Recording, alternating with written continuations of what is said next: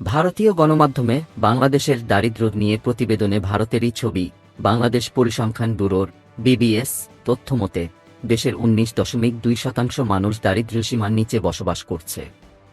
তাদের মধ্যে শহরে দারিদ্র্যের হার 16.5% এবং গ্রামে সেই হার 20%-এর বেশি। এই তথ্য দিয়ে বাংলাদেশ সহ আন্তর্জাতিক গণমাধ্যমে সংবাদ প্রকাশিত হয়েছে। এ বিষয়ে ভারতীয় গণমাধ্যম জি24 ঘণ্টা একই তথ্যে একটি সংবাদ প্রতিবেদন প্রকাশ করেছে। প্রতিবেদনে গণমাধ্যমটি একটি ছবি যুক্ত করেছে এবং জি24 ঘণ্টার ফেসবুক পেজেও ছবিটি প্রকাশ করা হয়। অর্থাৎ ছবিটি দিয়ে বাংলাদেশের অর্থনৈতিক অবস্থার চিত্র তুলে ধরা হয়েছে। জি24 ঘণ্টা প্রতিবেদনটি শুক্রবার রাত 11:30টার দিকে প্রকাশ করার পর গণমাধ্যমটির ফেসবুক পেজে পোস্ট করা হয়। পাশাপাশি দেশের সংবাদ মাধ্যম আজকের দৈনিকও ছবিটি যুক্ত করে গত শুক্রবার সংবাদ প্রকাশ করেছে।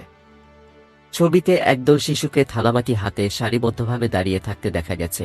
জি24 ঘণ্টার ফেসবুক পেজের পোস্টটি শনিবার সন্ধ্যা 7টা পর্যন্ত 2000 রিঅ্যাকশন পড়েছে এবং শেয়ার হয়েছে 26। পাশাপাশি 1700 কমেন্ট পড়েছে। এই পোস্টে অনেক অ্যাকাউন্ট থেকে নানা ধরনের মন্তব্য করতে দেখা গেছে। মোহাম্মদ রাইসুল ইসলাম লিখেছেন, ইন্ডিয়ার কত % মানুষ দারিদ্র্য সীমার নিচে জানতে পারি কি? সত্যতা যাচাইয়ের জন্য ছবিটি রিভার্স ইমেজ সার্চ করা হলে যুক্তরাষ্ট্রভিত্তিক সংবাদ মাধ্যম সিএনবিসির একটি প্রতিবেদনে ছবিটি পাওয়া যায়। প্রতিবেদনটি 2021 সালের 19 মার্চ প্রকাশিত হয়।